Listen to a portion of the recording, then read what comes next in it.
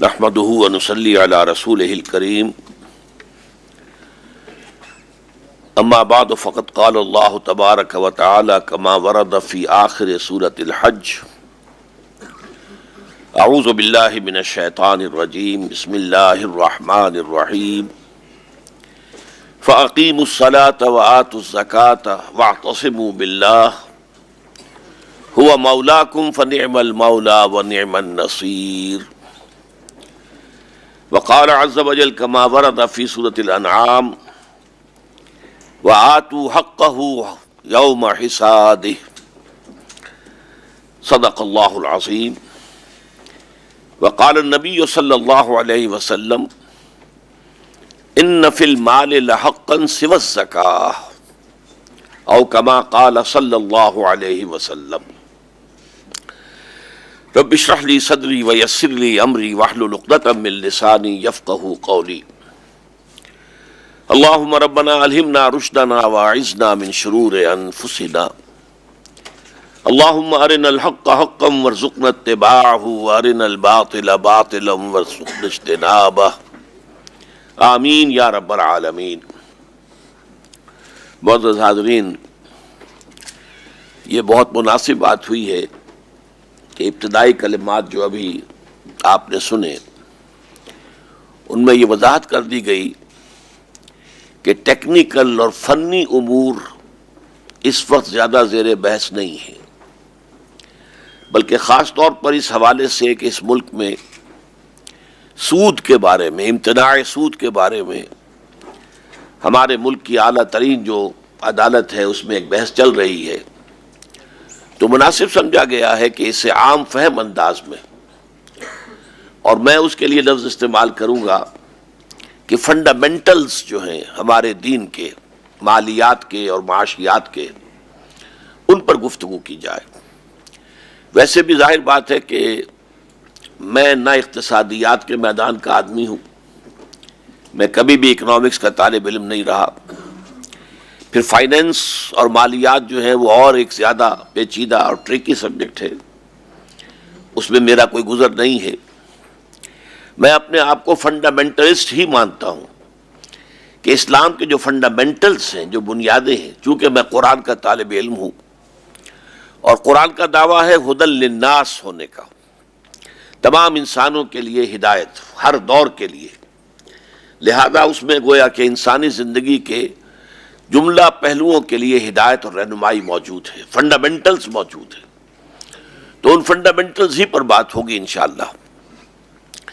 سب سے پہلا نقطہ جو سامنے آتا ہے کہ جب ہم یہ دیکھتے ہیں اسلامی ریاست میں محصولات کا یا ٹیکسوں کا نظام، تو اس میں گویا کہ یہ چیز امپلائیڈ ہے کہ اسلامی ریاست میں ٹیکس ہوتے ہیں یا ہوں گے، یا جب اسلامی ریاست ایک مثالی قائم تھی خلافت راشدہ کی تو اس میں بھی ٹیکس تھے، اور اس سے یہ بات ثابت ہوتی ہے کہ اسلامی ریاست کا جو معاشی نظام ہے وہ ایک اعتبار سے کیپٹلسٹک نظام سے مشابہ ہے، اس لیے کہ کمیونسٹ نظام میں، کمیونسٹ اکانومی میں کسی ٹیکس کا سوال ہی نہیں، تمام جو بھی املاک ہیں وہ حکومت کی ہیں، نیشنلائزڈ ہیں، وہاں تو کام کرنے والے کو صرف اپنی مزدوری ملتی ہے، باقی اللہ اللہ خیر صلی اللہ، باقی سارا حکومت کا ہے، تو اب ٹیکس کا وہاں کوئی سوال نہیں، ٹیکس فری سوسائٹی کہہ لیجئے اس کو، بلکہ ساتھ ہی نوٹ کر لیجئے انٹرسٹ فری سوسائٹی، وہاں انٹرسٹ کا بھی کوئی سوال نہیں تھا۔ یہ دونوں چیزیں جو ہے کمیونسٹ اکانومی میں بالکل خارج از بحث ہے۔ تو ٹیکسیشن تو ہوتی ہے ایک کیپٹلسٹک سوسائٹی میں، تو اس اعتبار سے مجھے اتفاق ہے کہ اسلام کی جو تعلیمات ہیں ان میں جو خاص طور پر معاشیات سے متعلق ہیں ان کا ایک رخ جو ہے وہ یقیناً کیپٹلزم سے مشابہ ہے اور بہت حد تک مشابہ ہے، لیکن یہ کل ٹروتھ نہیں ہے، ٹوٹل ٹروتھ نہیں ہے۔ کل سچ جو ہے وہ یہ ہے کہ اسلامی تعلیمات کا ایک اور پہلو بھی ہے جس کی بڑی گہری مشابہت سوشلزم کے ساتھ ہے، اور اسلام پر غور و فکر کرتے ہوئے اور اسلامی تعلیمات کو سمجھنے کے لیے ضروری ہے کہ ان دونوں پہلوؤں کو بیک وقت نگاہ میں رکھا جائے۔ دیکھیے، ایک ہے لیگل لیول، کسی شے کا قانونی سطح، اور ایک ہے اسپرچول لیول، اخلاقی level, ethical and spiritual level. ان دونوں میں فرق بھی ہوتا ہے اور بعض اوقات تضاد بھی ہوتا ہے۔ مثال کے طور پر اگر کوئی شخص آپ کو تھپڑ مار دے بلا وجہ، اب اگر تو صورت یہ ہے کہ آپ کمزور ہیں، ضعیف ہیں، بدلہ نہیں لے سکتے، تب تو ظاہر بات ہے آپ کے لیے کوئی آلٹرنیٹیو ہے ہی نہیں۔ تحرے درویش بر جانے درویش، اپنی جگہ پر چاہے آپ کتنے ہی اندر کھول کر رہ جائیں لیکن آپ کو اقدام نہیں کر سکتے۔ لیکن فرض کیجئے کہ آپ اس پر قادر ہیں کہ بدلہ لے سکیں، جوابی تھپڑ رسید کریں، لیکن یہاں اسلام کی تعلیمات آپ کے سامنے دو آلٹرنیٹیو رکھتی ہے، دو متبادل صورتیں ہیں۔ ایک اخلاقی سطح، روحانی سطح، وَإِن تَعْفُوا وَتَصْفَحُوا وَتَغْفِرُوا، اگر تم معاف کر دو اور بخش دو اور چشم پوشی سے کام لو تو یہ چیز جو ہے تمہاری روحانی ترفع کے لیے، تمہاری روحانی ترقی کے لیے یہ پہلو بہت مفید ہے۔ وَالْقَاظِمِينَ الْغَيْظَ وَالْعَافِينَ عَنِ النَّاسِ، تعریف اور مدح کے انداز میں فرمایا وہ لوگ کہ جو اپنے غصے کو پی جانے والے ہیں، اور وہ لوگ کہ جو لوگوں کو معاف کر دیتے ہیں۔ تو یہ اسپرچول لیول ہے، انڈیویجول ایمینسیپیشن اور ترفع روحانی اگر حاصل کرنی ہے تو اس کے لیے ضروری ہے کہ عفو سے، درگزر سے کام لیں۔ لیکن معاشرے کی بہتری، دنیا میں نظام کو چلانے کے لیے قصاص، وَلَكُمْ فِي الْقِصَاصِ حَيَاتٌ يَا أُولِي الْأَلْبَابِ، اے ہوش مندو قصاص میں زندگی ہے۔ اس نے آج آپ کو تھپڑ مارا، آپ معاف کر دیں گے تو شاید اس کو جرأت ہو کہ کل کسی اور کو مارے، لیکن اگر آج اسے جوابی تھپڑ رسید ہو جائے، اس کے ہوش ٹھکانے آ جائیں، تو ہو سکتا ہے کہ پھر آئندہ وہ جرأت نہ کرے۔ دنیا کا قانونی نظام جو ہے وہ قصاص پر چلتا ہے، عفو پر نہیں چلتا۔ وَلَكُمْ فِي الْقِصَاصِ حَيَاتٌ يَا أُولِي الْأَلْبَابِ، قصاص میں بدلہ لینے میں زندگی ہے اے ہوش مندو۔ لیکن یہاں معاملہ کیا اجتماعی نظام کا ہے؟ اجتماعی نظام کے اعتبار سے اور قانونی سطح پر قصاص، لیکن اخلاقی اور روحانی سطح پر عفو اور درگزر۔ اب دونوں چیزیں بظاہر بالکل متضاد ہیں، لیکن یہ ہے کہ یہ دونوں چیزیں اسلام کی تعلیمات میں نے قرآن حکیم کی آیات کا حوالہ دے کر ثابت کر دیا، یہ دونوں اس کے اندر موجود ہیں۔ اسی طرح اسلام کا جو معاشی نظام ہے وہ بھی دو ہیں، ایک لیگل لیول پر ہے، ایک اسپرچول لیول پر ہے۔ اسپرچول لیول کی بات سمجھ لیجئے، یہ اس لیول پہ 4 کارڈینل پرنسپلز ہیں اسلام کی معاشی تعلیمات کے۔ نمبر 1، اس کائنات میں کوئی مخلوق کسی شے کی مالک نہیں ہے، ملکیت صرف اللہ کی ہے۔ للہ ما فی السماوات و ما فی الارض، آسمانوں اور زمین میں جو کچھ ہے اللہ کا ہے۔ تم خود اللہ کے ہو، تمہارے تو ہاتھ پاؤں بھی تمہاری اپنی ملکیت نہیں ہے، یہ بھی اللہ کی مقدس امانت ہے تمہارے پاس۔ تمہارے کان اور تمہاری آنکھیں بھی اللہ کے مقدس امانت ہیں تمہارے پاس۔ اب اس سے باہر جو کچھ ہے، کوئی مکان ہے، کوئی جھونپڑا ہے، کوئی اور ساز و سامان دنیاوی ہے، تو مالک نہیں ہو اس کے، مالک اللہ ہے۔ این امانت چند روزہ نزد ماست، در حقیقت مالک ہر شے خداست، ہر شے کا مالک اللہ ہے۔ تو گویا کہ ملکیت انسانی کس سرے سے نفی، کوئی کسی شے کا مالک نہیں۔ اسی سے مسئلے حل ہو جائیں گے جو ہمارے ہاں بڑے بحث میں رہے ہیں ایک زمانے میں، جبکہ لیفٹسٹ رائٹسٹ ہمارے ہاں کافی ایک جو ہے وہ چل رہی تھی کشمکش، تو یہ بحثیں زیر بحث آتی تھی۔ آج اس کے لیے اگر میری یہ باتیں آپ سمجھ لیں گے تو بہت سے عقدے حل ہو جائیں گے کہ حضرت ابو ذر غفاری نے جو کیا تھا وہ کیوں کیا تھا، اور کنٹروورسی ہوئی تھی تو کیا تھی۔ تو ایک ہے اسلام کا روحانی نظام کہ ملکیت صرف اللہ کی ہے، انسان کے پاس جو کچھ ہے صرف امانت ہے۔ نمبر 2، چاہے محنت تم نے کی ہو، ہل تم نے چلایا ہو، بیج تم نے ڈالا ہو، آبیاری تم نے کی ہو، پھر فصل تم نے کاٹی ہو، لیکن جو کچھ مل جائے اسے اللہ کا فضل سمجھو، اپنی کمائی نہ سمجھو۔ زمین و آسمان کا فرق ہے، ایک یہ کہ میں اور میری کمائی اور میری صلاحیت اور میری محنت، نہیں، اس کی نفی۔ اللہ کا فضل ہے، اور فضل اس شے کو کہتے ہیں کہ جو بلا استحقاق ملے، اجرت اور فضل کا یہی فرق ہے، اجر اور فضل، اجر اور اجرت ایک ہی شے ہے۔ اجرت یا اجر جو ہے وہ حساب سے ہے کہ آپ نے محنت کیا کی ہے، اس محنت کا یہ بدل ہے، وہ آپ کا حق ہے۔ لیکن ایک یہ کہ فضل، آپ نے کسی شخص کو اپنے ہاں پورے دن کے لیے، دہاڑی کے لیے رکھا، مزدور کو طے ہوا 100 روپے آپ کو شام کو اس کو دے دیں گے۔ آپ نے شام تک دیکھا، آبزرو کیا کہ بہت محنت سے اس نے کام کیا ہے، اس سے بجائے 100 کے 110 یا 120 روپے دے دیے آپ نے۔ 100 اس کی اجرت ہے، 20 آپ کی طرف سے فضل ہے۔ یہ اس کی طرف سے ڈیمانڈ نہیں ہو سکتی تھی، اس کا مطالبہ نہیں ہو سکتا تھا، لیکن یہ کہ یہ آپ نے دیا ہے اپنی مرضی سے اضافی طور پر، تو یہ فضل ہے۔ تو چاہے آپ نے فیلڈ میں، کھیت میں محنت کی ہے، یا دکان میں محنت کی ہے، کارخانے میں کی ہے، دفتر میں کی ہے، کچھ بھی ہے، جو ملے اسے اللہ کا فضل سمجھو۔ چنانچہ سورہ جمعہ کی جو آیت ہے وہ اکثر لوگوں کو یاد ہوگی کہ فَإِذَا قُضِيَتِ الصَّلَاةُ فَانتَشِرُوا فِي الْأَرْضِ وَابْتَغُوا مِنْ فَضْلِ اللَّهِ۔ جب تمہاری نماز ادا ہو چکے جمعے کی تو پھر تم زمین میں منتشر ہو سکتے ہو، اور پھر تلاش کرو اللہ کا فضل، اللہ کا رزق نہیں، اللہ کا تمہارا اپنا جو ہے کمایا ہوا نہیں، بلکہ فضل، اللہ کے فضل کو تلاش کرو۔ تیسری شے، اس فضل خداوندی میں سے تمہارا جائز حق صرف تمہاری ضروریات کی حد تک ہے، بس۔ باقی جو ہے وہ گویا کہ اللہ نے تمہارے مال میں ڈال کر تمہیں آزمایا ہے، یہ اصل میں ہے ناداروں کا، غریبوں کا، محتاجوں کا حق ہے۔ فی اموالہم حق للسائل والمحروم، یہ حق ہے، اسے خیرات نہ سمجھو، یہ حق بحقدار رسید، یہ سمجھو کہ اللہ نے تمہارے مال میں ان کا حق رکھ دیا تھا، اور تمہارے اوپر اب یہ امتحان کی ایک گھڑی آ گئی تھی کہ تم اسے حق کو حقدار تک پہنچا کر سرخرو ہو جاتے ہو، یا اس کے اوپر قبضہ مخالفانہ جمع کر بیٹھ جاتے ہو، یہ میرا مال ہے۔ نہیں، ہر چیز از حاجت فزوں داری بدے، یسألونک ماذا ینفقون قل العفو۔ اب دیکھیے یہاں سوال پیدا ہوتا ہے کہ قرآن کی ایک تعلیم یہ ہے کہ جو کچھ بھی تمہاری ضرورت سے زائد دے ڈالو، پھر زکوٰۃ کس پہ ہوگی؟ ایک کنٹرڈکشن ہے بظاہر۔ زکوٰۃ تو ایکومولیشن آف ویلتھ پر ہوتی ہے، کچھ نہ کچھ روپیہ جمع ہو، کچھ سونا کہیں رکھا ہو، کوئی چاندی کہیں رکھی ہو، کچھ ہوگا تبھی ہوگا نا، آپ نصاب سے اوپر ہوں گے تو زکوٰۃ ہوگی۔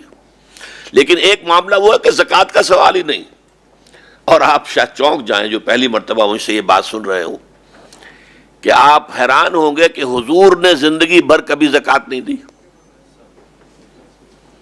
ارکان اسلام میں سے ایک رکن ہے، 5 ارکان اسلام، اس میں سے ایک رکن ہے زکوٰۃ۔ حضور نے کبھی زکوٰۃ دی؟ زکوٰۃ دینے کے لیے تو کچھ پیسہ پاس ہونا ضروری ہے، حضور نے کبھی ایک پیسہ بھی اپنے پاس نہیں رکھا، جو آیا دیا، ادھر سے آیا ادھر گیا۔ لہذا زکوٰۃ کا سوال ہی پیدا نہیں ہوتا کہ کبھی صاحب نصاب ہو، اور صاحب نصاب ہونے کے حوالے سے پھر ان پر زکوٰۃ لازم آئے۔ یہاں تو یہ ہے کہ جو بھی تمہاری ضرورت ستائی دے ڈالو، ڈونٹ ریٹین اٹ، اپنے پاس مت رکھو۔ یہ غرباء کا حق ہے، یہ ان کو پہنچا دو۔ یہ ہے 4 cardinal principles of Islamic socialism, لیکن یہ اسپرچول سوشلزم ہے، یہ قانوناً نافذ کیا جانے والا نہیں ہے، یہ مورل، ایتھیکل اور اسپرچول ہے۔ آپ اپنی مرضی سے، اپنی خواہش سے اللہ تعالیٰ کا زیادہ تقرب حاصل کرنے کے لیے، اللہ تعالیٰ سے زیادہ اجر و ثواب پانے کے لیے، اللہ کو اپنے سے زیادہ خوش کرنے کے لیے یہ کریں، اور اسے آگے سے آگے بڑھتے چلے جائیں۔ لہذا یہاں کوئی قانونی حد بندی نہیں ہے۔ تمہاری ضرورت کیا ہے؟ اب آدمی ضرورت کو سکیڑ بھی سکتا ہے اور ضرورت کو پھیلا بھی سکتا ہے، لیکن یہ کہ یہ معاملہ چونکہ ہے ہی والنٹری، لہذا اس میں اس کے لیے کوئی حد بندی نہیں کی گئی۔ قانون کا جہاں معاملہ آئے گا زکوٰۃ کا، تو وہاں ظاہر بات ہے کہ حد بندی کرنی پڑے گی کہ اس لائن سے اوپر ہوگے تو تم ڈونرز میں شمار ہوگے، اب تمہیں زکوٰۃ دینی ہے، اور اس لائن سے نیچے ہوگے تو تم ریسیپینٹس میں شمار ہوگے، اب تم زکوٰۃ سے فائدہ حاصل کر سکتے ہو۔ لیکن یہاں کوئی نہیں ہے، یہ آدمی کے اپنے جذبے پر ہے۔ ایک آدمی ہے کہ جو اپنے معیار کو کم سے کم تر کرتا چلا جاتا ہے، زیادہ سے زیادہ نکالتا ہے اللہ کی راہ کے لیے۔ ایک آدمی وہ ہے کہ جو سب کچھ کماتا ہے اسے وہ اپنے اوپر ہی خرچ کر دیتا ہے، چلیے رکھا تو اس نے کچھ نہیں اپنے پاس، لیکن یہ کہ اللہ کے راستے میں بھی اس نے کچھ نہیں دیا، اس لیے کہ سارا کچھ اس نے اپنی ضروریات ہی پر، چاہے اس میں اسراف ہوا، تبذیر ہوئی، خرچ کر لیا۔ بہرحال یہ ہے 4 cardinal principles of Islamic economic system at the spiritual level. لیکن اب آئیے لیگل لیول پر کیا ہے۔ لیگل لیول پر اسلام کا نظام جو ہے وہ controlled, limited, controlled and internally managed capitalism ہے. اس لیے کہ کیپٹلزم کے تمام کارڈینل پرنسپلز موجود ہیں. پرائیویٹ اونرشپ، لیگل لیول پر اونرشپ ہے. یہ مکان آپ کا ہے، آپ اس کے یو اون اٹ، آپ اس کے مالک ہیں. یہ دکان آپ کی ہے، یہ کھیت آپ کا ہے، یہ کارخانہ آپ کا ہے. تو گویا کہ پرائیویٹ اونرشپ جو کیپٹلزم کی پہلی بات ہے، بنیاد ہے، اس میں اسلام میں موجود ہے. نمبر 2، اس میں اوپن کمپٹیشن موجود ہے. آپ اپنی چیز پر جتنی زیادہ محنت کریں گے اتنا زیادہ اگر آپ کو ملے گا تو وہ آپ کا ہوگا. اس حوالے سے آدمی پرسنل انسینٹیو ہوگا کام کرنے کا، محنت کرنے کا. اور جب اوپن کمپٹیشن میدان میں آ جائے گا تو آپ بہتر سے بہتر چیز پروڈیوس کرنے کی کوشش کریں گے تاکہ لوگ زیادہ میری شے کو خریدیں، اس میں امپرومنٹ ہوگی. پھر اس میں مارکیٹ اکانومی، ڈیمانڈ اور سپلائی کے اصول. ڈیمانڈ زیادہ ہو گئی ہے، سپلائی کم ہے کسی شے کی، قیمتیں جو ہیں وہ بڑھ جائیں گی. بڑھنے دو. اس کو آرٹیفیشلی کنٹرول کرنا درست نہیں ہے. اس میں بلیک مارکیٹنگ آئے گی، دھوکہ آئے گا، ہورڈنگ آئے گی، 100 طرح کی چیزیں ہوں گی. اس کو جانے دیجئے. اگر ڈیمانڈ زیادہ ہے، سپلائی کم ہے، قیمتیں بڑھتی ہیں، بڑھ جائیں. اور اگر ڈیمانڈ کم ہو گئی، سپلائی زیادہ، قیمت گرے گی، گر جائے. اسی طریقے سے ہائر اینڈ فائر. اگر آپ کسی شخص کو ملازم رکھتے ہیں اپنے ہاں کام کرنے کے لیے، تو جیسے آپ کو اس کو رکھنے کا اختیار ہے، ایسے ہی اگر وہ آپ کی سیٹسفیکشن کی حد تک کام نہیں کرتا تو اس کرنے کا حق بھی آپ کو حاصل ہے. آپ شام کو کہہ سکتے ہیں کہ کل سے مجھے آپ کی خدمات کی ضرورت نہیں ہے، آپ جائیے اور کیشیئر سے اپنا چیک لیتے جائیے. اللہ اللہ خیر صلی اللہ. امریکہ میں یہی ہوتا ہے. کوئی نوٹس پیریڈ دینا لازم نہیں ان پر. Hire and fire. یہ سارے اصول جو ہیں اسلامی معیشت میں موجود ہیں. اور نوٹ کیجئے، انہی اصولوں کی وجہ سے کیپٹلزم کامیاب ہوا، کمیونزم ناکام ہو گیا. حالانکہ ویٹ گروئنگ ایریا جو ہے وہ امریکہ کا کم تھا، رشیا کا بہت بڑا تھا، لیکن رشیا امپورٹ کرتا تھا اور امریکہ ایکسپورٹ کرتا تھا. کیوں؟ یہاں یہ کہ پرائیویٹ اونرشپ ہے. کوئی شخص زیادہ محنت کرے گا، زیادہ پروڈیوس کرے گا، اس کے بعد دولت زیادہ ہوگی. He will own more. وہاں کیا ہے؟ وہاں پہ تو یہ کہ کام جتنا بھی کریں آپ جو ہے بہت ہی ہمت کریں، بہت زیادہ کام کریں تو اس کا جو فاضل کوئی بات ہوگی آپ کو نہیں ملے گا کچھ بھی. تو why to work harder؟ کیوں آپ محنت کریں؟ آپ بس جیسا بھی ہے مارے باندھے کی جو بھی کام ہے وہ تو کرنا ہی کرنا ہے. اس کے بعد آپ کے لیے تو فکس سیلری ہے، فکس ویجز ہیں، اس کے بعد کچھ بھی نہیں. لہذا وہ فیل ہو گئے اور امریکہ کا اور مقبرہ بن گیا کمیونزم کا رشیا ہی کے اندر جہاں وہ پیدا ہوا تھا. اور ایک ہی صدی میں ہو گیا. 1917 میں وہ اس کی پیدائش ہوئی تھی اور 1980 کے آس پاس اس کا مقبرہ بھی بن گیا. تو یہ صورتحال ہوئی ہے کمیونزم کی. کیوں ہوئی ہے؟ انہی اصولوں کی وجہ سے. Private ownership, personal incentive, open competition, market economy, hire and fire. یہ اصول اسلام میں ہیں. البتہ اسلام نے اس کو چین کیا ہے کیپٹل کو. یہ جن ہے، جیسے حضرت سلیمان کے جنات کے بارے میں آپ نے پڑھا کہ وہ زنجیروں میں جکڑے ہوئے ہوتے تھے جب ان سے کام لیا جاتا تھا، تب بھی جکڑے ہوئے. سرمایہ بہت بڑا جن ہے. مجھے یہاں ایک بات یاد آ رہی ہے، وہ آپ کو بتا دوں. ایچ جی ویلز نے جو ہسٹری آف دی ورلڈ پر 2 کتابیں لکھی ہیں، short history of the world and concise history of the world.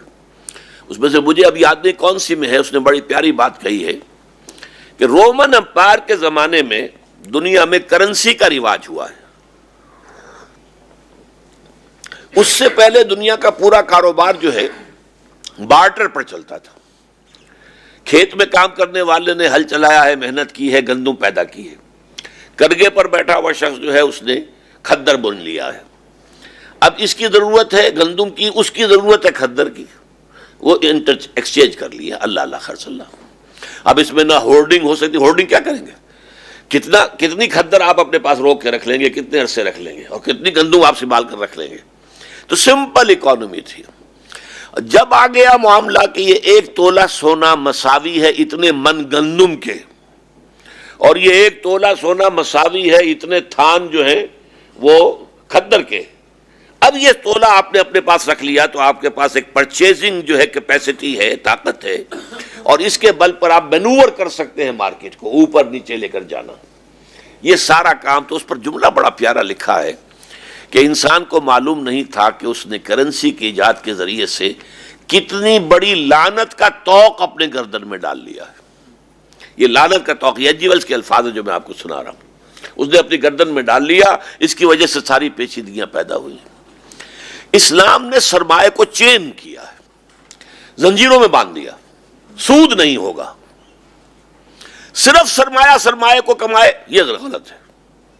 سرمایہ کے ساتھ محنت ہو، اوکے گو اہیڈ، کام کرو، کماؤ، لیکن سرمایہ صرف کمائی کے لیے ایجنٹ بن جائے کہ میں نے تو بینک میں رکھوا دیا، مجھے تو پیسے ملنے چاہیے، اللہ اللہ خیر صلی اللہ، میری محنت کا کوئی سوال نہیں، یا میں نے کسی کو دے دیا پیسہ، بھائی تم نے مجھے اتنے پرسنٹ سے مجھے دینا ہی دینا ہے، میری محنت کا اس میں کوئی سوال نہیں۔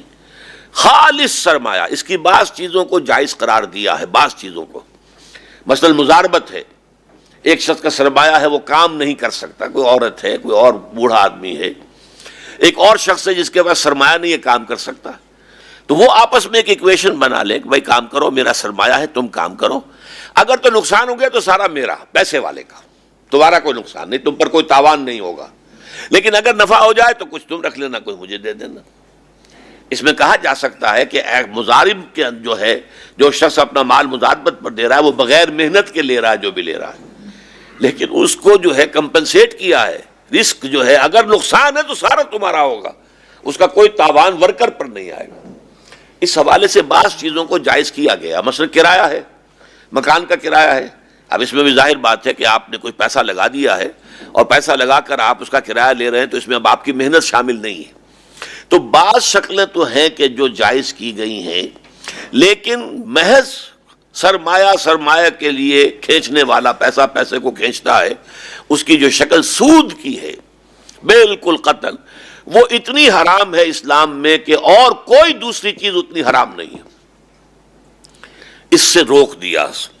سرمایہ کاری کرو، سرمایہ داری نہ ہو، یہ سرمایہ آکاش بیل بن کر چھا نہ جائے پورے معاشرے کے اوپر، سرمایہ کو یوز کرو۔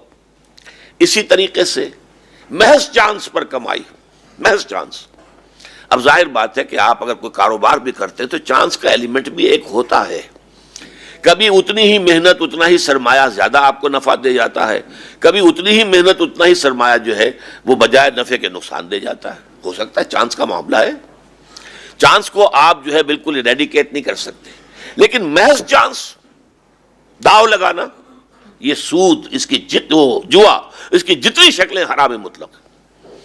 تو اس حوالے سے اسلام نے یہ کیا ہے کہ سرمایہ داری کو چین کیا، اس کے پاؤں میں زنجیریں ڈال دی سرمایہ کے کہ یہ اپنی حد کے اندر رہے، اس سے آگے بڑھ کر آکاش بیل نہ بن جائے، اس لیے یہ لمیٹڈ اور کنٹرولڈ کیپٹلزم ہے۔ پھر اس میں انٹرنل مینجمنٹ ہے، یہ اصطلاح میں سے اکثر حضرات کے علم میں شاید ہوگی کہ کیپٹلزم جہاں بھی ہوگا اور فری اکانومی ہوگی اور کمپٹیشن ہوگا تو ظاہر بات ہے کچھ لوگ آگے نکل جائیں گے، کچھ پیچھے رہ جائیں گے۔ یہ تو صرف ہو سکتا ہے کمیونسٹ نظام کے اندر کہ نہ کوئی آگے نہ کوئی پیچھے، سب برابر۔ فری اکانومی ہے، انٹرپرائز ہے، آپ کی محنت ہے، آپ بھاگ رہے ہیں، کوئی زیادہ کر رہا ہے، کوئی کم کر رہا ہے، کوئی زیادہ ذہین ہے، کوئی اتنا باصلاحیت نہیں ہے، تو کچھ آگے نکل جائیں گے، کچھ پیچھے رہ جائیں گے۔ اس جو گیپ ہے اس کو فل کرنے کے لیے ضروری ہے کہ کوئی ایسا نظام ہو کہ پیچھے رہنے والے جو ہیں وہ بھوکے نہ مریں، ان کی بنیادی ضروریات کی کفایت ہو جانی چاہیے لا محالہ۔ یہ ہے کام کہ جو آپ کو معلوم ہے سوشل سیکیورٹی کے نام سے، ویلفیئر کے نام سے پوری دنیا میں، ان امپلائمنٹ جو الاؤنس کے نام سے پوری دنیا میں کیپٹلزم کو کرنا پڑا ہے۔ اس کا کم سے کم لیول ہے امریکہ میں، امریکہ جو ہے بدترین جو ہے کیپٹلسٹک کنٹری ہے۔ اسکینڈینیوین کنٹریز میں یہ جو ہے یہ بہت اونچا لیول ہے سوشل جو سیکیورٹی کا ہے اور ویلفیئر کا ہے، اور برطانیہ وغیرہ بین ہے، بہرحال امریکہ سے وہ بھی بہت آگے، امریکہ سے کینیڈا بھی بہت آگے۔ امریکہ میں ویلفیئر ہے لیکن بہت لمیٹڈ ہے، لیکن یہ ہے انٹرنل مینجمنٹ آف کیپٹلزم، اس لیے کہ اگر کچھ لوگ بالکل بھوکے رہیں گے تو وہ تو تمہارا آ کر پیٹ پھاڑیں گے، پھر تو ظاہر بات ہے کہ ان کو کچھ نہ کچھ دینا، سسٹیننس جو ہے ان کے لیے ہونا چاہیے، تاکہ یہ کہ وہ تمہارے پیٹ نہ چاک کریں اور تمہارے اوپر حملہ آور نہ ہو جائیں۔ یہ نظام ہے جو کیپٹلزم کو اختیار کرنا پڑا ہے ایک ضرورت کے طور پر۔ اسلام نے اس نظام کو بہترین طریقے پر حل کیا، وہ زکوٰۃ کا نظام ہے۔ تُؤْخَذُ مِنْ أَغْنِيَائِهِمْ ترد الی فقرائہم. یہ جو فری اکانومی کا نظام ہم نے قائم کیا ہے، اس میں سے کچھ لوگ آگے نکل جائیں گے، کچھ پیچھے رہ جائیں گے. جو اس لائن سے اوپر گیا وہ ڈونیٹ کرے گا، ڈونر ہے، وہ دے گا، اور جو اس سے نیچے ہے وہ ریسیپینٹ ہے. اللہ اللہ خیر صلی اللہ. اس کا یہ مطلب نہیں ہے کہ صرف بھوکا مرتا آدمی ہی زکوٰۃ کا حقدار ہے، نہیں. جس کے پاس جو ہے وہ نصاب نہیں ہے وہ زکوٰۃ کا حقدار ہے. لائن تو وہ ڈیوائڈنگ لائن، وہ نصاب ہے. جو اس سے اوپر ہے وہ ڈونر ہے، جو اس سے کم ہے وہ ریسیپینٹ ہے. لیکن میں بعد میں اگر وقت ہوا تو عرض کروں گا کہ یہ مغرب کے ویلفیئر نظام سے بدر جہاں بہتر اور اعلیٰ نظام ہے یہ. اور آج مغرب کو تو مصیبت پڑی ہوئی ہے، وہ اپنے اب ویلفیئر نظاموں کو پیچھے لا رہے ہیں، کم کر رہے ہیں، اس لیے کہ وہ مس یوز ہو رہا ہے، بری طریقے سے مس یوز ہو رہا ہے. اسلام کا معاملہ کیا ہے؟ ایک طرف یہ نظام قائم کر دیا، دوسری طرف یہ بات بھی کہہ دی کہ دیکھو یہ صدقات اور زکوٰۃ یہ لوگوں کے میل کچیل ہیں، بچو ان سے، محنت کرو، مشقت کرو. ایک غریب آیا مانگنے کے لیے، آپ نے فرمایا تمہارے پاس کچھ ہے؟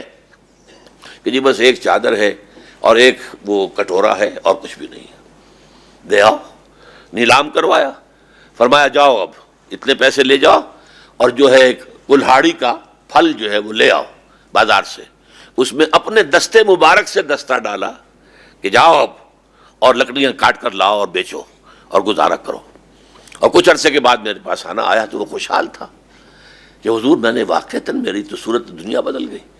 تو اس کو یہ نہیں کہا گیا کہ آپ اس کو ہنین مریا ماں کے دودھ کی طرح سمجھ لیں، شیر مادر سمجھ لیں، نہیں. وہاں کیا معاملہ ہے؟ وہ شیر مادر ہے اور اس کے اندر مس یوز بھی ہوتا ہے. تو اسلام نے اس کے اندر جو ایک تعلیم رکھی ہے کہ جو بیلنس کرنے والی ہے، اس کی وجہ آپ دیکھتے ہیں کہ بہت سے مواقع پر ایسا ہوا ہے خلافت راشدہ میں کہ لوگ زکوٰۃ لے کر نکلتے تھے کہ وہ امام لے لے اور لینے والا کوئی نہیں تھا. بہرحال یہ دو نظام اسلام کے ہیں. یقیناً اسلام کا لیگل لیول پر نظام کیپٹلزم سے مشابہ ہے، but it is limited, controlled and fully internally manage capitalism. اب آئیے اس میں جو محصولات اور ٹیکسز کا نظام ہے وہ کیا ہے. اس میں پہلی بات ایک اور جو سمجھنے کی ہے کہ اسلامی ریاست جو ہے آئیڈیولوجیکل ریاست ہے. اس کا مکمل شہری صرف مسلمان ہوتا ہے، غیر مسلم اس کا مکمل شہری نہیں ہے. اب اسے دنیا تانے دے، ہم پر فقرے چست کرے کہ سیکنڈ ریٹ سٹیزن تم نے بنا دیا، جو چاہے کہے، وہ مکمل شہری نہیں ہے، وہ ذمی ہے. لیکن ذمی کے معنی کیا ہے؟ اس کو گالی بنا دیا گیا. ذمی کہتے ہیں جس کی حفاظت کا ذمہ اسلامی ریاست لیتی ہے، ذمہ داری سے. یہ اردو کا لفظ ذمہ داری فارسی کا بن گیا، داری جو ہے ذمہ داری، ذمہ جس کی حفاظت کا ذمہ اسلامی ریاست لیتی ہے وہ ذمی ہے. تو ذمی کی پوزیشن اور ہے، غیر مسلم کی اور مسلم کی اور ہے. ٹیکسیشن کے اندر بھی ان دونوں میں زمین و آسمان کا فرق رہے گا. مسلمان سے زکوٰۃ لی جائے گی، جو بھی اس کے پاس کیش وغیرہ ہے اور جو بھی مال ہے، تجارتی اسباب ہیں، ان سب کا 2.5% دے دیجیے. لیکن غیر مسلم سے زکوٰۃ نہیں لی جائے گی، جزیہ لیا جائے گا. لیکن جزیہ کیا ہے؟ یہ بھی کوئی گالی نہیں ہے. جزیہ جزا ہے، جزا سے بنا ہے، بدل ہے. کہ جو حفاظت جو ہے اسلامی ریاست تمہیں دے رہی ہے، در حقیقت اس کا بدل ہے کہ جو تم دے رہے ہو. اس لیے کہ ہر مسلمان تو اسلامی ریاست میں لازماً فوجی خدمات سر انجام دینے پر مجبور ہے. جب چاہیں گے اسے کال کر لیا جائے گا. جیسے آج آپ کو معلوم ہے اسرائیل میں ہے یا چائنا میں ہے پیپلز آرمی. اسلامی ریاست کا تصور تو وہ ہے، ہر شہری جو ہے وہ سپاہی ہے. لیکن آپ غیر مسلموں کو، ذمیوں کو مجبور نہیں کر سکتے.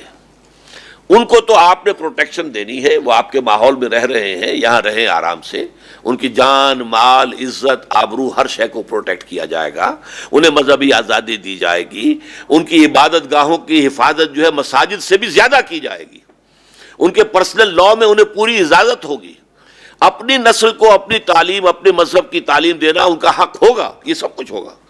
لیکن یہ کہ ان پر نہ تو اسلامی ریاست کے دفاع کی ذمہ داری ہے، اپنی مرضی سے کریں تو ٹھیک ہے، لیکن ذمہ داری نہیں ہے. It can not be demanded from them.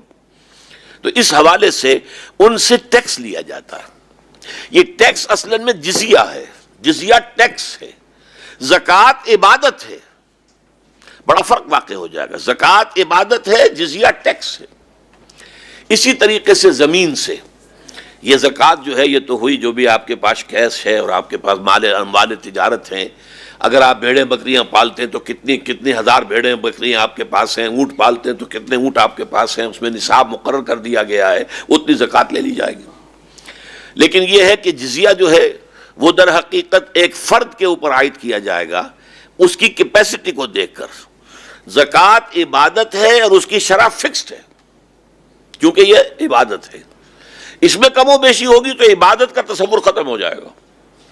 ایک سیکرٹ اس کے اندر ایک تصور جو ہے موجود ہے کہ ایک یہ اللہ تعالیٰ کی طرف سے, اللہ کے رسول کی طرف سے مقرر ہے, تو وہ اس میں زکوٰۃ, اس میں وہ ٹیکس کا کانسیپٹ نہیں ہے, عبادت کا کانسیپٹ ہے اور اس کی شرح معین ہے.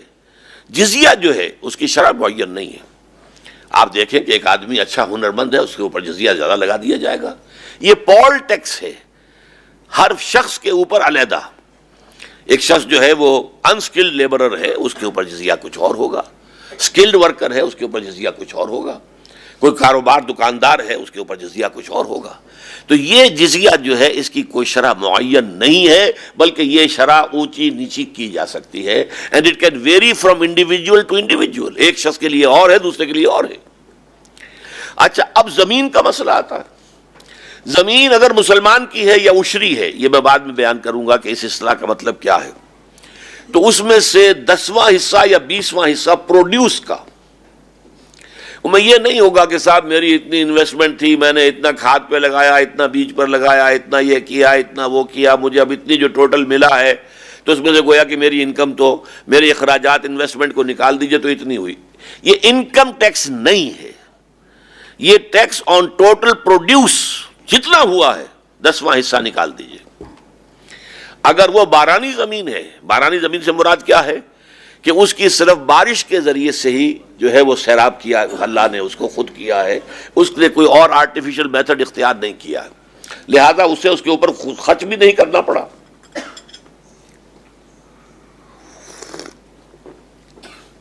لیکن اگر ہے وہ فرض کیجئے کہ ٹیوب ویل لگایا ہوا ہے, اس میں اس نے جو ہے وہ بجلی خرچ کی ہے یا ڈیزل آئل خرچ کیا ہے, تو وہاں 20واں حصہ رہ جائے گا. اگر نہر سے ہے تو آبیانہ دیا ہے, لہذا عشر جو ہے وہ نصف عشر رہ جائے گا 5%. اگر وہ بارانی زمین ہے, اللہ تعالیٰ نے ہی سیراب کیا براہ راست اپنی بارش بھیج کر, تو اس کا 10واں حصہ ہوگا 1/10. یہ ہے عشری زمین سے کہ جو ملکیت ہی ہوتی ہے. اب یہ سمجھ لیجئے کہ جو خراجی زمین ہے, غیر مسلم کی زمین خراجی ہے. اور ایک اور معاملہ کہ جتنی زمینیں بھی, جتنے ممالک بھی مسلمانوں نے بزور شمشیر فتح کیے تھے, ان کی سب کی اراضی خراجی ہیں, وہ کسی کی ملکیت نہیں ہے. یہ بہت اہم مسئلہ ہے, اسے سمجھ لیجئے اچھی طریقے سے, تھوڑا سا دماغ پر زور ڈالنا ہوگا. دیکھیے, جب حضرت عمر رضی اللہ تعالیٰ عنہ کے زمانے میں عہد خلافت میں شام فتح ہو گیا, عراق فتح ہو گیا, ایران فتح ہو گیا, مصر فتح ہو گیا. اس کو کہتے ہیں the Fertile Crescent of the Middle East. Fertile Crescent, بے شمار جو وہاں کی پیداوار. چند ہزار تھے مسلمان فوجی صحابی کہ جن کے ذریعے سے اللہ نے یہ بڑے بڑے ملک فتح کرا دیے. اب انہوں نے مطالبہ کیا کہ یہ ساری زمینیں جو ہیں, یہ سارے علاقے جو ہیں, یہ سارے شہر جو ہیں, یہ مال غنیمت ہے. مال غنیمت کے مطابق کیا ہے, 1/5 تو اسٹیٹ کو جائے گا, بیت المال کو. 4/5 جو ہے وہ تقسیم ہو جائے گا جو مجاہدین ہیں ان میں, تو ہمیں دیجئے زمینیں. حضرت عمر کے ذہن میں ایک بات آئی کہ اگر یہ سب کچھ ابھی تقسیم کر دیا گیا تو بعد میں آنے والے مسلمانوں کے لیے کیا بچے گا. نمبر 2 یہ کہ یہ اتنی بڑی اب ہماری مملکت بن گئی ہے, ہمیں سرحدوں پر چوکیاں بنانی ہوں گی, مستقل فوجی رکھنے ہوں گے. ابھی تک تو معاملہ آپ کو معلوم ہے یہ کہ صرف والنٹیئرز ہوتے تھے, ہر مسلمان فوجی تھا. مطالبہ آیا 10,000 آدمی چاہیے, 10,000 نکل گئے, چلے گئے, باقی آرام سے گھروں میں سوئیں. لیکن آخر یہ اتنی بڑی مملکت کی حفاظت جو ہے, ڈیفنس کے لیے گویا کہ اب وہ ایک ریاست کا تصور, اس کے تقاضے جو ہیں وہ سامنے آ رہے ہیں. ان فوجیوں کی تنخواہیں کہاں سے آئیں گی؟ تو حضرت عمر رضی اللہ تعالیٰ عنہ نے کہا کہ یہ در حقیقت مال فے ہے, مال غنیمت نہیں ہے. مال غنیمت صرف وہ ہوگا جو عین میدان جنگ میں محاذ جنگ پر حاصل ہوا ہو. تلواریں ہیں، زرہیں ہیں، ڈھالیں ہیں، یا بھیڑیں بکریاں، جو بھی سامان رسد گوشت کے لیے انہوں نے ساتھ رکھا ہوا تھا، یا اونٹ تھے یا گھوڑے تھے، یا جو قیدی وہاں پر قید کر لیے جائیں گے میدان جنگ میں وہ غلام ہو جائیں گے، اور جو بھی وہاں پر اگر کوئی عورت ہے تو وہ کنیز ہو جائے گی. یہ نہیں ہے کہ سارا ایران اب قیدی ہو گیا اور ساری ایران کی عورتیں جو ہیں کنیزیں بن گئی، اور سارا عراق جو ہے وہ بھی قیدی ہو گیا اور سب کے سب لوگ جو ہیں غلام ہو جائیں گے، تقسیم کر دیے جائیں، ایک ایک آدمی کے حصے میں ہزار ہزار غلام آ جائے گا. یہ نہیں ہے، بلکہ صرف جو ہے وہ غلام یا ہو، کنیز ہو، مال غنیمت ہو، وہ آن دی اسپاٹ، جو میدان جنگ میں جو کچھ حاصل ہوا ہوگا وہ مال غنیمت ہے، باقی سب مال فے ہے. مال فے کا حکم جو ہے قرآن مجید میں 28ویں پارے کے اندر آتا ہے سورہ حشر میں، وہ کل کا کل بیت المال کا ہوتا ہے، اس میں کسی اور کا، کسی مسلمان کا، کسی فوجی کا، مجاہد کا کوئی حصہ نہیں. اس سے اب عالم اسلام میں اراضی کی دو مستقل قسمیں ہو گئی ہیں، اس کو نوٹ کر دیجئے. یہ ہمارے اکثر لوگ واقف نہیں ان چیزوں سے بالکل. عشری ملکیتی ہوتی ہے، خراجی کسی کی ملکیتی نہیں ہے، وہ اسلامی ریاست کی ملکیت ہے. عشری وہ زمین ہے جس جگہ کے لوگ بغیر لڑے بھڑے ایمان لے آئے. مثال کے طور پر مدینہ منورہ کے لوگ تھے، حضور نے مدینے کو فتح تو نہیں کیا تھا، مدینے والے تو خود جا کر حضور کو لے کر آئے تھے. وہاں کی زمینیں عشری نہیں، ملکیت ہی نہیں. عشری کا مطلب کیا ہے؟ وہ 10% یا 5% وہ دیں گے اور باقی ان کا اپنا رکھیں اپنے پاس.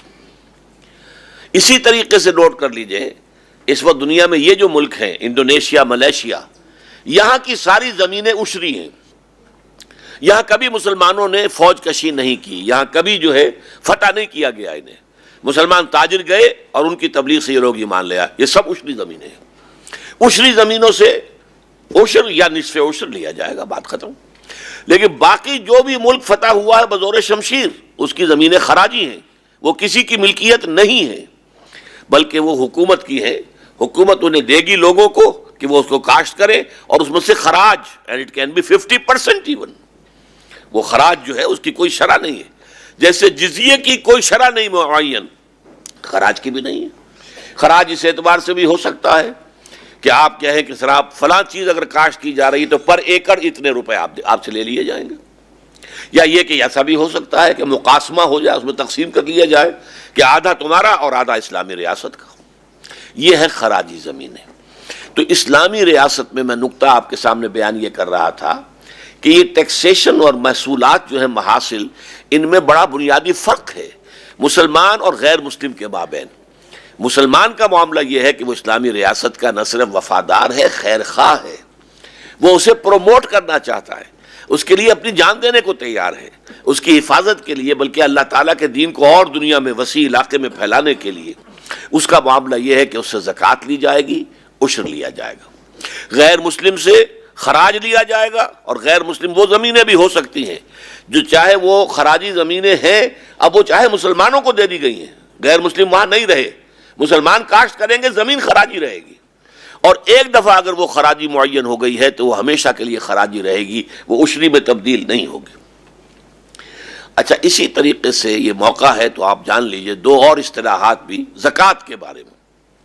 ابھی میں نے آپ سے کہا تھا کہ زکوٰۃ لوگ لیے پھرتے تھے اور لوگ نہیں لیتے تھے، لینے والا کوئی نہیں تھا، قبول کرنے والا کوئی نہیں تھا.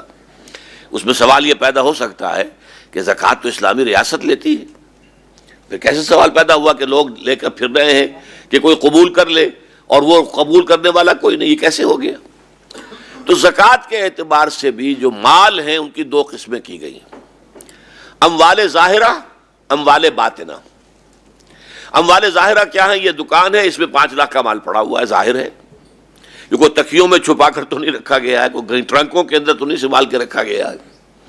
یہ گوڈاؤن ہے، اس میں اتنا مال پڑا ہے.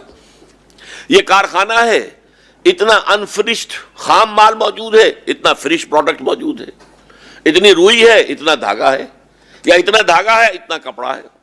جو بھی کوئی شے ہے وہ گویا کہ یہ اموال ظاہرہ میں سے ہے. یا یہ کہ کسی کی بھیڑ بکریوں کا گلہ ہے، اتنے اس کے اندر بھیڑیں ہیں، اتنی بکریاں ہیں، سامنے ہیں، چھپائی تو نہیں جا سکتی کہیں، اتنے اونٹ ہیں وہ سامنے ہیں. اموال ظاہرہ کی زکوٰۃ اسلامی ریاست لے گی، بالجبر لے گی، زبردستی لے گی، پیسے پیسے کا حساب کر کے لے گی. نوٹ کر دیجیے. اموال باطنہ کو چھوڑ دیا گیا ہے والنٹری. یہ کس قدر حکمت ہے، ورنہ تو تحصیلدار جو ہیں زکوٰۃ کے وہ جاتے لوگوں کے تکیے وہ دیڑ کر دیکھتے کہ یہاں تو کچھ نہیں چھپا ہوا ہے، کہیں چارپائیوں کے اندر تو نہیں، پائنتیوں میں کوئی شے جو ہے رکھی ہوئی ہے، کہیں کوئی دفینہ کر کے گھر میں تو نہیں رکھا ہو. نہیں، قطع نہیں. یہ چیزیں اموال باطنہ میں سے ہیں. اب یہ والنٹری بیسس پر ہے، اس کا تعلق جو ہے انسان کے اپنے ایمان سے ہے. وہ ایمان اور اللہ پر اس کا یقین اگر ہے، آخرت کا یقین ہے، تو وہ خود دے گا. وہ تو عبادت ہے، عبادت کے طریقے سے اسے دینا ہے. اس میں انہیں اختیار ہے کہ وہ چاہیں تو وہ حکومت کو دے دیں اور چاہیں تو خود دیں غربا کو. یہ اختیار موجود ہے. اگر حکومت کو دیں گے تو ظاہر بات ہے کہ حکومت جو بھی اس کے مسائل، جو اس کے اخراجات کے جو بھی ہیں مرضیں، ان میں خرچ کرے گی. لیکن اپنے طور پر دینا چاہیں، کبھی وقت انسان کو ہوتا ہے کہ میں خود دوں، اپنے ہاتھ سے دوں. اگر اس میں کوئی خوشی کا احساس ہوتا ہے تو پھر غربا کو تلاش کیجیے. اور یہ شکل ہو گئی تھی حضرت عمر کے زمانے میں. مال غنیمت اتنا آ گیا تھا اور اتنا تقسیم ہوا تھا کہ اب لوگ جو ہے وہ اپنے اموال باطنہ کی زکوٰۃ لے کر پھرتے تھے اور کوئی ان کا لینے والا نہیں تھا، کوئی قبول کرنے کو تیار نہیں تھا، اس لیے کہ اتنی خوشحالی پیدا ہو چکی تھی. اب آئیے اسلامی ریاست کے اور سورسز کیا ہیں. دیکھیے، خمس، مال غنیمت میں سے خمس، مال فے پورا کا پورا. مال فے اسے کہتے ہیں کہ جو غیر مسلموں سے کوئی شے حاصل ہوئی ہو بغیر لڑے ہوئے. ایسے ہی آپ نے الٹیمیٹم دیا، انہوں نے سرنڈر کر دیا، لڑائی کی نوبت نہیں آئی. اب جو کچھ بھی حاصل ہوگا وہ پورا کا پورا بیت المال کا ہے. اس میں کسی کے کوئی مجاہد اور کوئی بھی ان میں جو لڑائی میں جو بھی حصہ لیتا، اگر لڑائی ہوتی اس کا کوئی کلیم نہیں. اسے فے کہتے ہیں. فے کل کا کل بیت المال کا. اور جہاں جنگ ہوئی اور اس کے نتیجے میں کچھ جو ہے مال غنیمت حاصل ہوا، اس کا 5واں حصہ بیت المال کا. اس کے علاوہ کنز اگر کہیں سے نکل آئے، کسی کی زمین میں سے کوئی خزانہ کہیں کوئی دفن کیا گیا ہو، وہ نکل آیا اتفاقاً، اس میں سے بھی خمس جائے گا بیت المال کا. باقی اس شخص کا ہوگا جس کی زمین میں وہ برآمد ہوا. اسی طریقے سے رکاز، معدنیات، یہ علاقہ ہے، یہ فلاں قبیلے کا ہے یا فلاں کا کی ملکیت ہے علاقہ، اس میں سے اگر کوئی معدنیات نکلتی ہے، اس میں سے بھی خمس اسلامی ریاست کا ہوگا. باقی اس علاقے کے لوگوں کا ہوگا. اسلام کا نظام جو ہے اس معاملے میں وہ مختلف علاقائی جو ہیں ان کی بھی جو ہے بہبود کو پیش نظر رکھتا ہے کہ وہ ان کی در حقیقت ان کے علاقے میں مال نکلا ہے، یہ اللہ تعالیٰ کا ان پر فضل ہے، ان پر خاص ان کی اللہ کی عطا ہے، لہذا وہ ان کی ملکیت قرار پائے گا. اس کے علاوہ عشور تھے. عشور ویسے تو بنا ہے عشر سے ہی، اس لیے کہ یہ عشر کے حوالے سے تمام ہی ان طرح کے ٹیکسز کو عشور کہا جانے لگا. امپورٹ ایکسپورٹ پر یہ موجود تھے. بعض لوگوں کا یہ خیال ہے کہ اسلامی ریاست میں زکوٰۃ کے بعد کوئی ٹیکس نہیں ہے. یہ بڑا یعنی یوں سمجھیے کہ عامیانہ سا خیال ہے، ایسی بات نہیں ہے. زکوٰۃ کا مین مقصد اس گیپ کو فل کرنا ہے between the haves and the have nots. وہ جو آگے نکل گئے اور جو پیچھے رہ گئے، اس گیپ کو فل کرنا، اسے برج کرنا، زکوٰۃ کا اصل مقصد یہ ہے. یہ گویا کہ سوشل سروس، کفالت عامہ، کہ کوئی بھی بھوکا ننگا نہ رہ جائے، کوئی شخص ایسا نہ ہو جس کے سر پر چھت نہ ہو. یہاں تک کہ یہ معاملہ جو ہے غیر مسلموں کا بھی، غیر مسلم جو ہیں، چونکہ بیت المال کے اندر ان کے جزیے کی رقم بھی آتی ہے، لہذا اگر غیر مسلم بھی کوئی ایسا ہے کہ جو اپنے پاؤں پر کھڑا نہیں رہ سکتا، اسے امداد کی ضرورت ہے، بیت المال سے اس کا وظیفہ ہوگا. تو یہ تو در حقیقت کفالت عامہ جس کو ہم کہتے ہیں، یہ اس کا ذریعہ ہے. باقی ضروریات کے تحت جو ہے وہ تو ٹیکسز ہوں گے.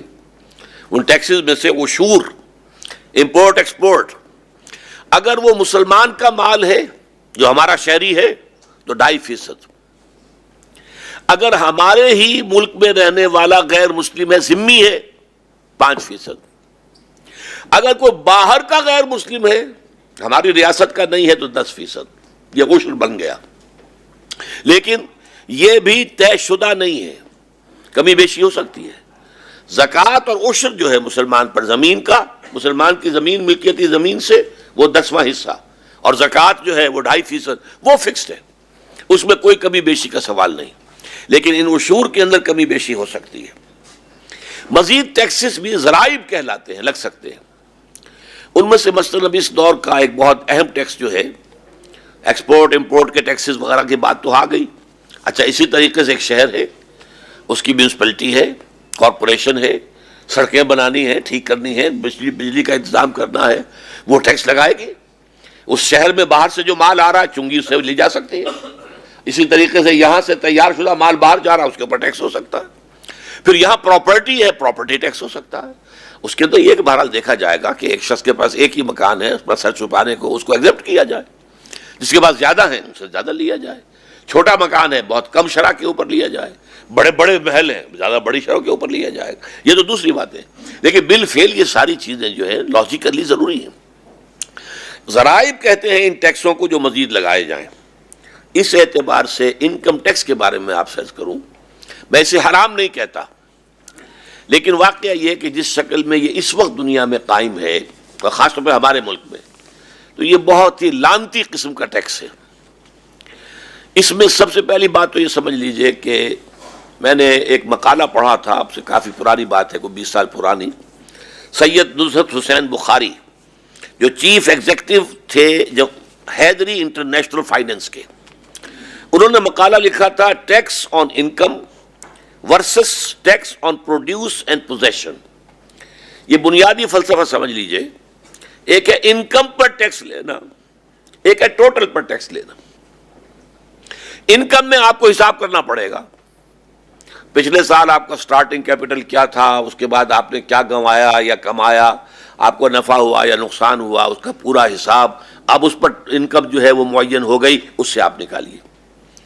اور ایک شکل یہ ہے کہ صاحب آپ نے گنوایا یا کمایا ہم نہیں جانتے۔ زکوٰۃ کا معاملہ کیا ہے؟ پچھلے سال آپ کی دکان میں 10 لاکھ کا مال تھا، 10 لاکھ پر ہم نے لے لیا تھا 2.5%۔ آج آپ نے 5 لاکھ گنوا دیے، 5 کا رہ گیا تو 5 پر دیجیے، دینا ہی دینا ہے۔ زکوٰۃ کا معاملہ یہ وہ تو ٹوٹل پر ہے، اس کا انکم سے لاس سے سرے سے کوئی تعلق نہیں۔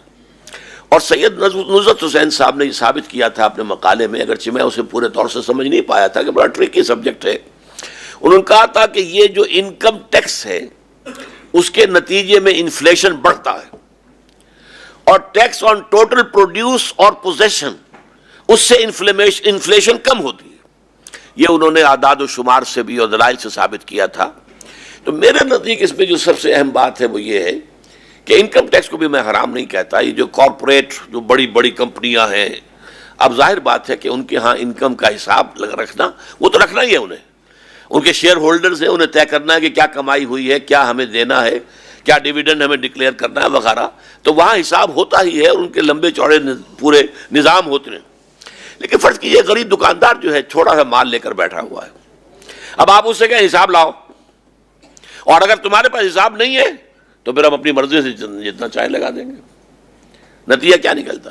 اب یا تو وہ بھی اپنا کسی کلرک کو رکھے، کسی اکاؤنٹنٹ کو رکھے، ہر شے کا آمد و خرچ کا پورا حساب رکھے، اور یہ سب کا سب جو ہے نان پروڈکٹیو خرچ ہو رہا ہوگا۔ میں جس زمانے میں پریکٹس کرتا تھا یہی مصیبت مجھے محسوس ہوتی تھی، یا تو آپ ہر مریض کو جو کچھ دیا ہے، اتنی گولیاں فلاں دی، اتنا یہ دیا، اتنا مکسچر دیا، اتنے پیسے لیے، اس کی رسید کاٹیں اسے دیں، ویریفائبل ہونا چاہیے نا۔ انکم ٹیکس والوں کے نزدیک صرف وہ اکاؤنٹ جو ہے وہ قابل اعتماد ہے جو ویریفائبل ہے، تاکہ آپ نے فلاں مریض کو یہ دیا تھا، اتنے پیسے لیے تھے، جا کر اس سے پوچھا جا سکے فلاں تاریخ کو واقعتاً تم دوا لے کر آئے تھے اور اتنے پیسے تم نے دیے تھے۔ اب یہ حساب کتاب رکھنے کے لیے ایک جنرل پریکٹیشنر ہے، اس سے تو پھر اکاؤنٹنٹ رکھنا ہوگا، اور اس کو کیشیئر رکھنا ہوگا، اور نہ معلوم کتنی مصیبت، اور کاہے کے لیے؟ بیکار، لا حاصل۔ اور نہیں رکھ رہے تو جو چاہا اس کے اوپر جتنا بڑا جوتا چاہا مار دیا۔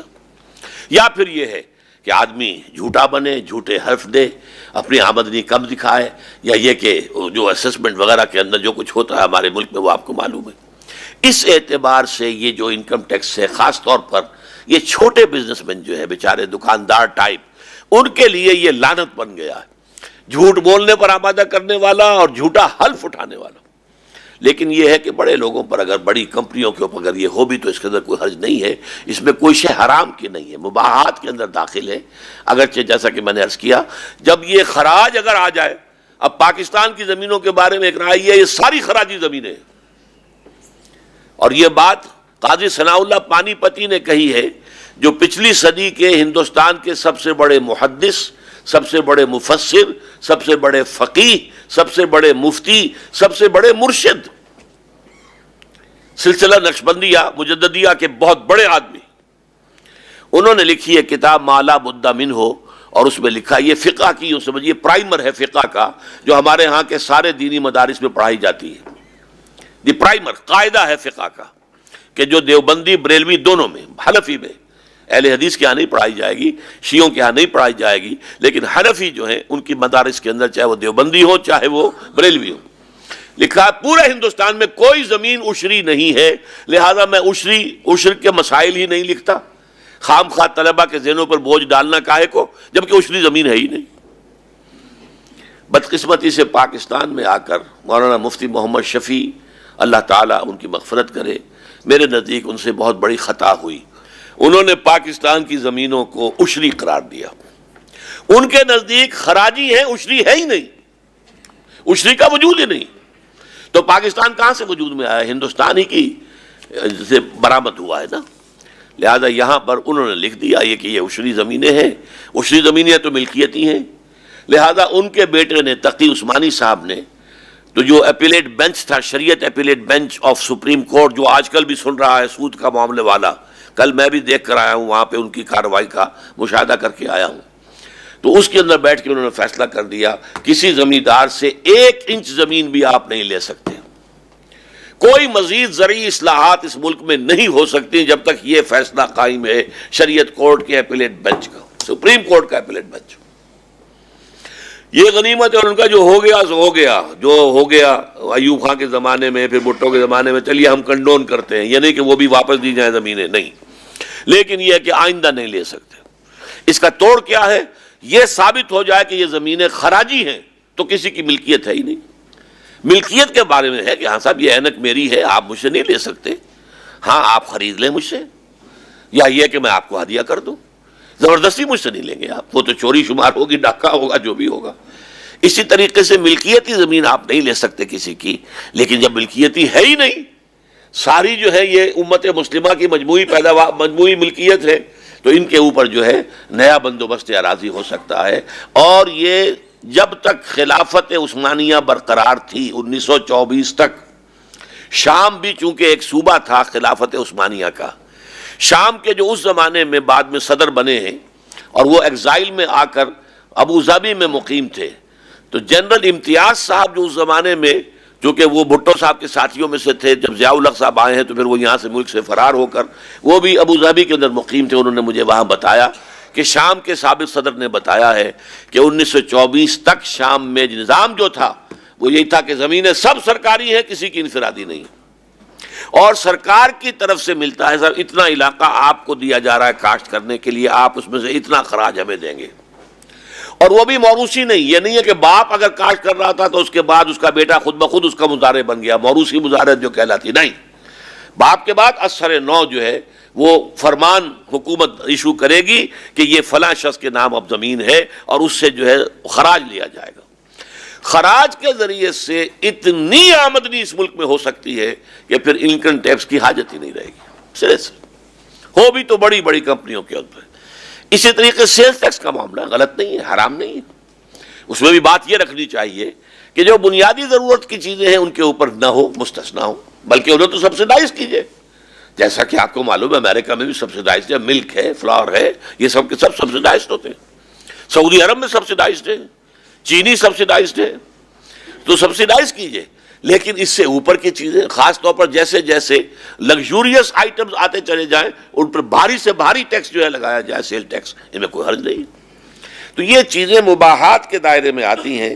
بہرحال انکم ٹیکس کا معاملہ جہاں تک تھا وہ میں نے آپ سے عرض کر دیا ہے کہ اس میں حسابات کے رکھنے کا معاملہ چھوٹے کاروباری لوگوں کے لیے بہت غلط ہے، لیکن یہ ہے کہ اس کو اگر رکھنا بھی ہو تو جو بڑی فرمیں ہیں، لمیٹڈ کمپنیز ہیں، ان کے بڑے بڑے آفس ہیں، ان کے اکاؤنٹس ہیں، اور انہیں وہ رکھنے پڑتے ہیں. اس لیے کہ پبلک لمیٹڈ کمپنی ہے تو انہیں تو دیکھو ہر حساب ان کا جو ہے اس کو دیکھا جائے گا، اس کی جانچ پڑتال ہوگی. بہرحال یہ کچھ باتیں تھیں کہ جو میرے علم میں تھیں اس محصولات کے زمانے میں کے مسئلے میں نے آپ کے سامنے رکھا.